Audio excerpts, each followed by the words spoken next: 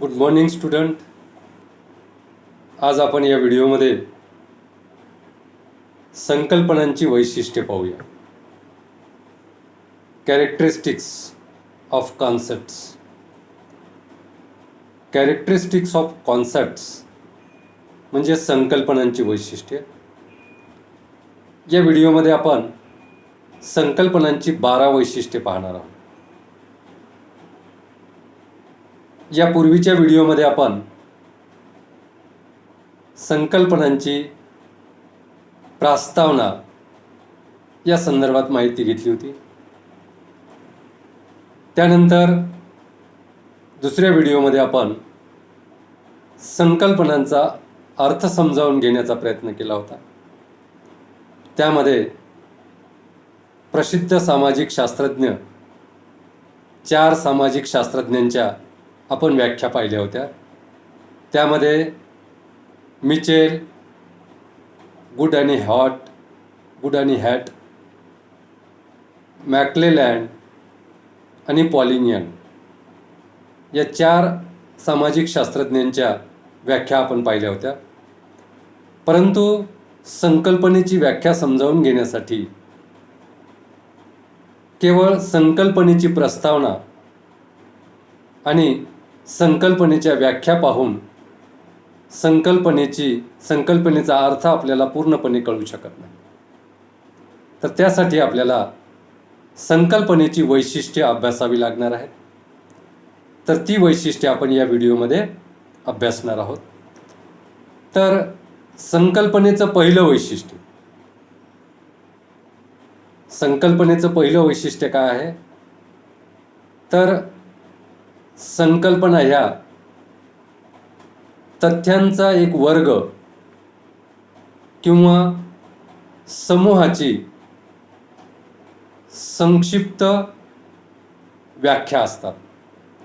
संकल्पना ह्या तथ्यांचा एक वर्ग किंवा समूह यांची एक व्याख्या असतात की जी 1-2 शब्दामध्ये व्यक्त केली जाते. म्हणजे संकल्पना म्हणजे अशी असते की त्या ठिकाणी तथ्यांचा वर्ग किंवा समूह याची संक्षिप्त व्याख्या असते आणि ती 1 किंवा 2 शब्दामध्ये व्यक्त केली जाते.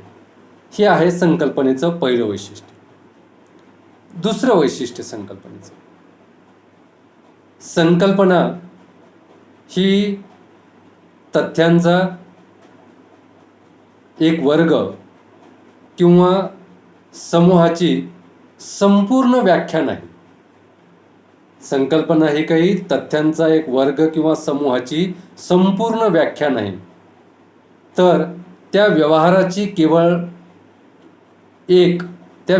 केवळ एक संकेत असतो.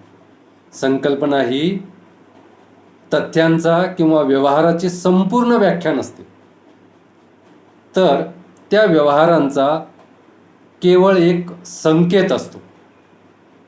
म्हणजे संकल्पना म्हणजे संपूर्ण व्याख्या आहे असं नाही, तर ती त्या व्यवहाराची किंवा त्या तथ्यांची किंवा त्या समूहाची त्या समूहाचा केवळ एक संकेत असते. हे झालं दुसरं वैशिष्ट्य. संकल्पनेचं तिसरं वैशिष्ट्य म्हणजे संकल्पना ह्या केवळ अनुमान नसतात. संकल्पना म्हणजे केवळ अंदाज, केवळ अनुमान नसतात, तर संकल्पनांची निर्मिती ही शास्त्रीय निरीक्षणावर आधारित असते, वैज्ञानिक निरीक्षणावर आधारित असते, यथार्थ निरीक्षणावर आधारित असते. तसंच संकल्पनांची निर्मिती ही गहन चिंतनाच्या आधारावर केली जाते. गहन चिंतन, शास्त्रीय निरीक्षण या आधारावर तथ्यांचं गहन निरीक्षण, शास्त्रीय निरीक्षण, वास्तविक निरीक्षण आणि तथ्यांमध्ये जे परस्पर संबंध असतात त्या बाबतीत गहन चिंतन केले जातं आणि त्या चिंतनाच्या आणि निरीक्षणाच्या आधारावर त्या ठिकाणी संकल्पना मांडल्या जातात. त्यामुळे संकल्पना केवळ अनुमान किंवा अंदाज नसतात. हे झालं तिसरं वैशिष्ट्य. आता संकल्पनांचं संकल्पनेचं चौथं वैशिष्ट्य.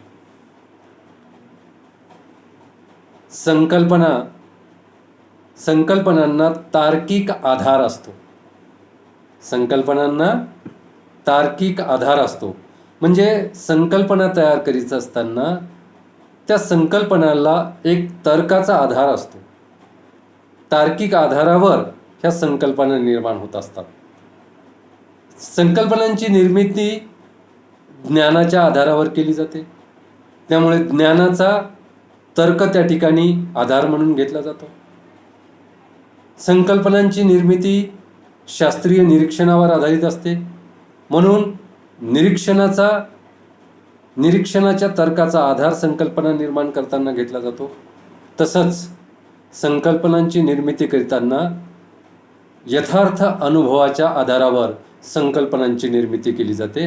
त्यामुळे संकल्पनांना ज्ञानाचा तर्क, निरीक्षणाचा तर्क किंवा यथार्थ अनुभवाचा तर्क या सर्व तर्कांच्या आधारावर संकल्पना निर्माण केल्या जातात.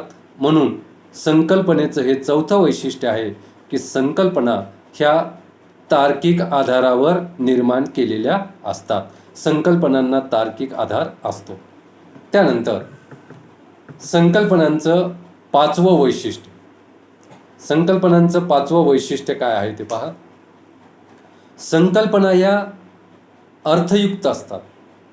संकल्पनांना अर्थ असतो. संकल्पना निरर्थक नसतात.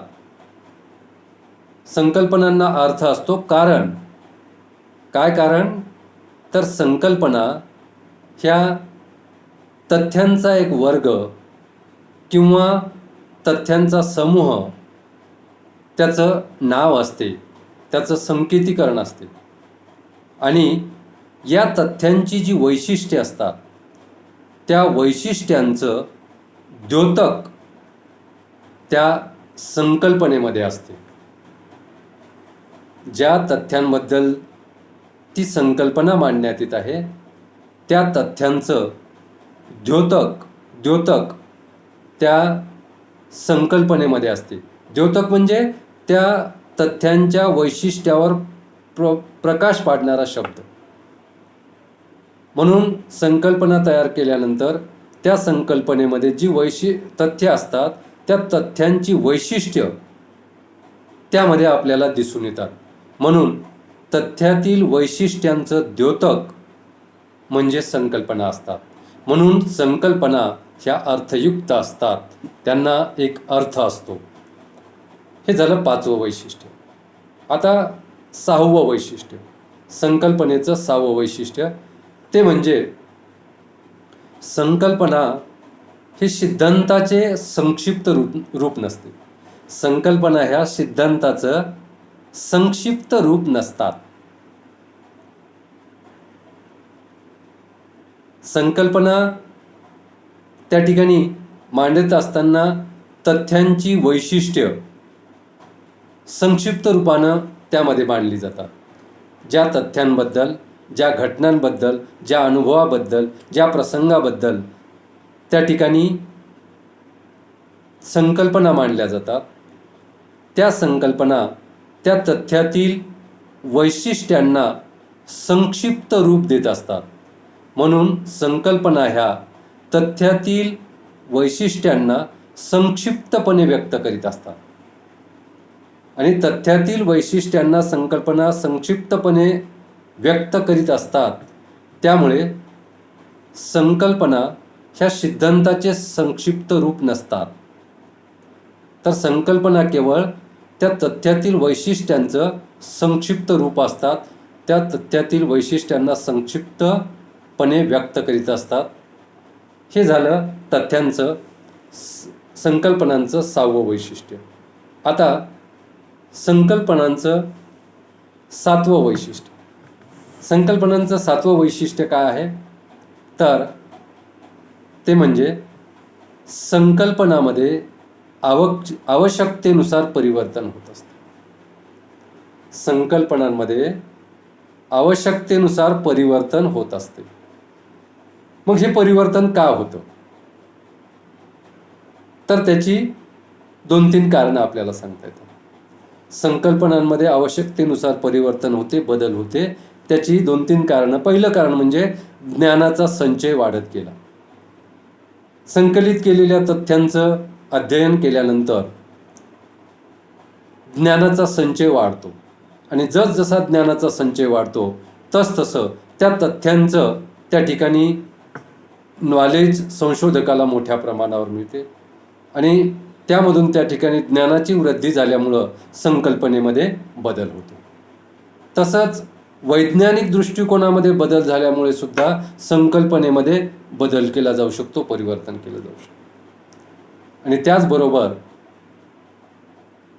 तथ्यांमध्ये जे परस्पर संबंध असतात, संकलित केलेल्या तथ्यांमध्ये जे परस्पर संबंध असतात, त्या संबंधाचे नवीन स्वरूप जर प्रकट झाले तर त्या तथ्यातील नवीन स्वरूपानुसार त्या ठिकाणी संकल्पनेमध्ये परिवर्तन केलं जातं.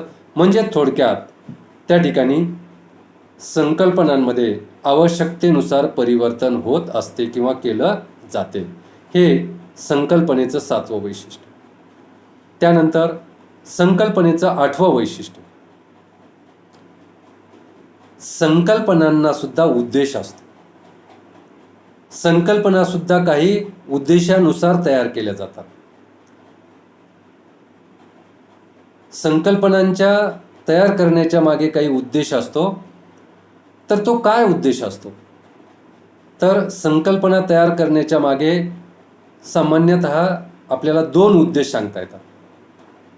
एक म्हणजे संकल्पना तयार करण्यामागचा, निर्माण करण्यामागचा पहिला उद्देश असतो ते म्हणजे तथ्यांबद्दलची किंवा घटनांबद्दलची किंवा प्रसंगांबद्दलची वास्तविकता समजून घेणे. आपण जे अनुभव घेतो, जे घटना अनुभवतो, जे प्रसंग अनुभवतो, पाहतो, त्या घटनांबद्दल वास्तविकता समजून घेणे हा त्या ठिकाणी संकल्पना निर्मितीमागचा एक उद्देश असतो. आणि दुसरा उद्देश काय असतो? तर त्या संकल्पना स्पष्ट करण्यासाठी वैज्ञानिकांना सहाय्य करणे. आपण पाहिलेल्या घटना, आपण पाहिलेले प्रसंग किंवा अनुभवलेले प्रसंग हे स्पष्ट करण्यासाठी वैज्ञानिकांना मदत करणे, सहाय्य करणे हा सुद्धा संकल्पना निर्मिती मागचा उद्देश असतो. म्हणजे थोडक्यात संकल्पना निर्मितीमागे उद्देश असतो. काही उद्देशाने संकल्पना निर्माण केल्या जातात. त्यामध्ये घटनेमागची वास्तविकता समजून घेणे आणि त्या संकल्पना, त्या घटना स्पष्ट करण्यासाठी वैज्ञानिकांना मदत करणे हा सुद्धा संकल्पना निर्माण करण्यामागचा उद्देश असतो. हे झालं 8वं वैशिष्ट्य. आता संकल्पनेचं 9वं वैशिष्ट्य ते म्हणजे